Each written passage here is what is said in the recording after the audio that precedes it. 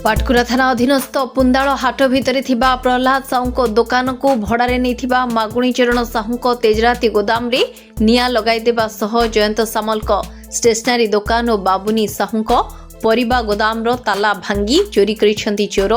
गतकाली राति 12टा परे एभली घटना घटिथिबा जणा पड़िछि। सकाळु खबर पाई अग्निशम विभाग घटनास्थल रे पहुंचिथिला, किंतु सेते बेलकु सबकिछि सरी जाइथिला।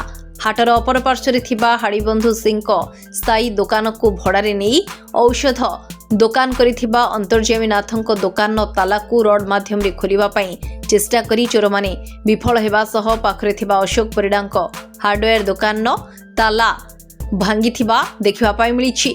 पाटकुरा थानारू मात्र 4 किलोमीटर दूर रे थिबा एही पुंदाळ बजार रे चोर माने एभली कांड भियाइबा निहाती पुलिस पई एक आह्वान बोली कहि परिबा। तेबे चोर माने खूब चतुरतार सह कौशल क्रमे पुंदाळ बजार थिबा Shri Jagannath cluster CCTV camera को भांगी दैछंती, किंतु बजार अन्य दुकान सीसीटीवी कैमेरा चोर मानक गतिविधि कैद होईछि।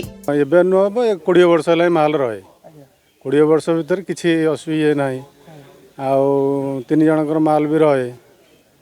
सेडो काली राति रे के सब आसिकरी 3टा घर ताड़ी अलग माल सब किसी स्टेशनरी दुकान गुड़ा था तड़ा होती आ गोटे राशन दुकान 3 जनकर था राशन सब जाक किसी नहीं सब जाली दी।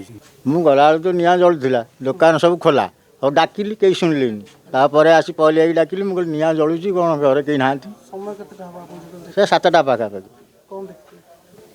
देखी आ कौन मु जा कही गली ठाकुर आइली। तेबे सीसीटीवी रु मिलिथिबा तथ्य आधार तदंत को कड़ाकड़ी करागले प्रकृत तथ्य लोकलोचन को आसिबा सह एभली अभावनीय घटना घटाइथिबा अपराधी माने उचित दंड पाइबे। केन्द्रापड़ारू अनिरुद्ध दासଙ୍କ रिपोर्ट न्यूज एक्स ओडिया।